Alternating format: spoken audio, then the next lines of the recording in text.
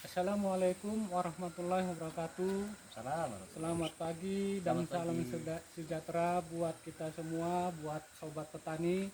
Di sini saya berada di Desa Sekbutu Saribu, Kecamatan Pamatang Sidamani, Kabupaten Simalungun.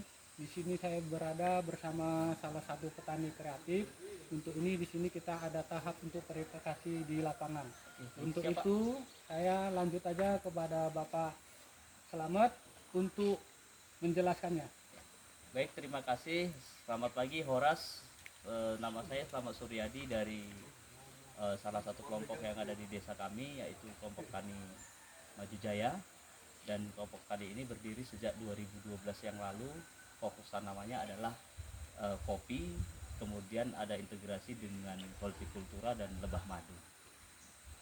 Baik Pak, di sini apa saja keuntungan Bapak untuk dapat bergabung dalam kelompok ini Pak?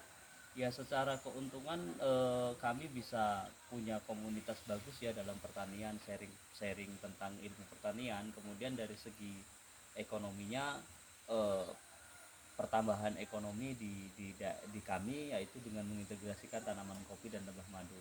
Kemudian dari segi pemerintah kami lebih mudah mengakses ya bantuan-bantuan yang diberikan oleh pemerintah secara langsung melalui kelompok tani yang kami jalani. Oke Pak, kira-kira Pak, lebah apa saja yang Bapak ternak di lahan ini?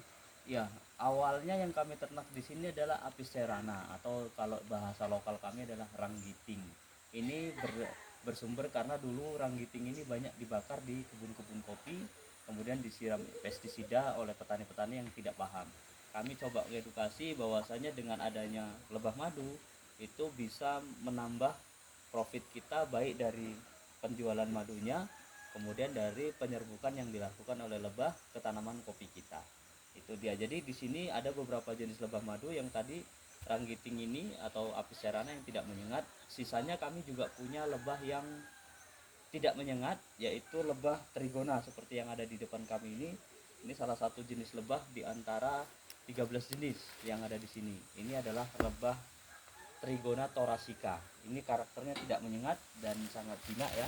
Boleh di ini cukup jinak sekali. Atau ini sering disebut juga dengan lebah propolis gitu. Pak, ini Pak, kita kan ternak lebah madu ini Pak.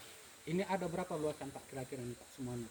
Kalau untuk lahan kita cukup luas, tapi di setiap kebun petani. Tapi kalau ini merupakan taman edukasi, ya kurang lebih sekitar 1 hektar yang dijadikan pusat edukasi untuk anak-anak sekolah, untuk orang tua, bagaimana mengenal lebah, bagaimana mengenal teknik budidaya lebah, bagaimana juga mengenal produk turunan lebah yang selama ini orang hanya kenal madu, padahal masih banyak yang lain seperti bipolen dan propolis, kira-kira begitu. Begini Pak, apakah ternak lebah tersebut dapat dibudidayakan di musim tertentu saja atau kapan saja? Ya, pada prinsipnya sepanjang tahun lebah bisa dibudidayakan. Hanya saja mungkin di musim-musim tertentu lebah akan musim paceklik dan tidak menghasilkan madu. Di sana kita tidak boleh panen. Tapi kalau di musim bulan tertentu seperti April sampai dengan September itu adalah panen puncak kita karena didukung oleh bunga kaliandra yang pada saat itu pecah bunga. Kemudian di kopi juga saat pecah kopi ini akan membantu penyerbukan dan kita bisa panen madu juga di sana. Oke Pak, jadi Pak tadi kan kita panen Pak. Jadi berapa lama Pak ternak madu ini bisa dipanen Pak? Secara umum ketika baru dipindah itu rata-rata 2 bulan baru panen. Tapi setelah dia mapan maka koloni bisa dipanen setiap bulan kecuali pada musim paceklik. Kalau musim paceklik biasanya musim hujan itu kita panen di antara 2 sampai 2,5 bulan.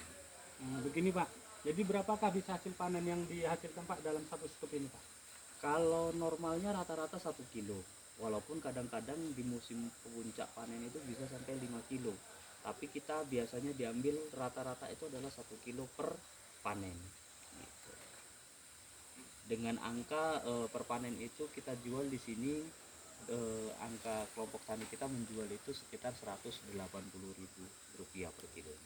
Oke Pak, jadi Pak begini Pak, kan pasti Pak kita ternak lebah ini pasti Pak ada gangguan hama.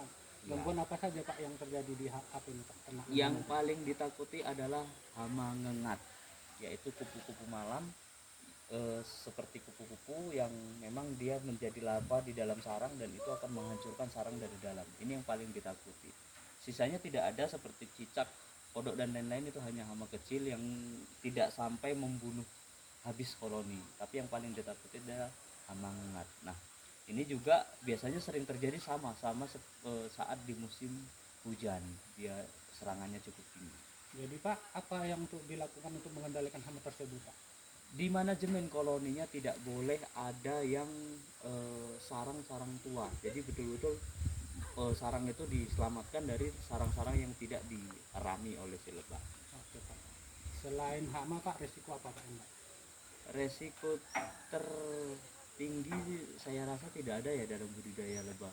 Tapi resiko tertinggi tidak pahamnya masyarakat sampai sekarang juga kadang masih ada yang usil dengan koloni-koloni stop begini, itu dirusak oleh orang-orang yang mungkin tidak bertanggung jawab atau kadang anak-anak yang tidak paham, jadi kadang-kadang mungkin itu saja gitu. Oke Pak, terakhir Pak, apa harapan Bapak untuk usaha ini yang dijalani saat ini dan berapa modal yang ditimbulkan Bapak untuk dengan luas lahan seperti ini?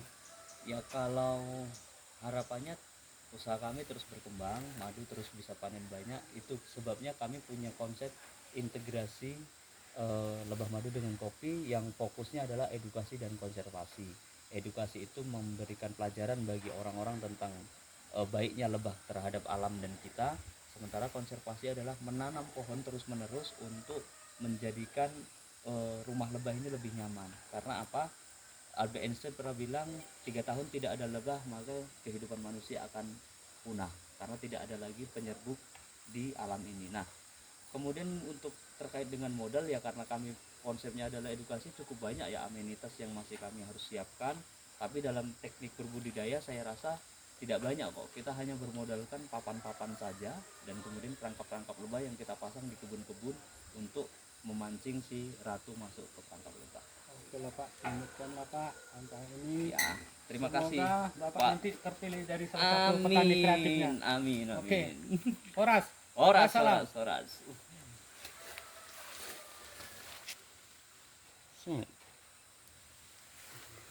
Oh, tadi pakai voice over enak lagi. Enggak punya kita ya. Si Aji yang bawa voice over. Jadi keras suaranya.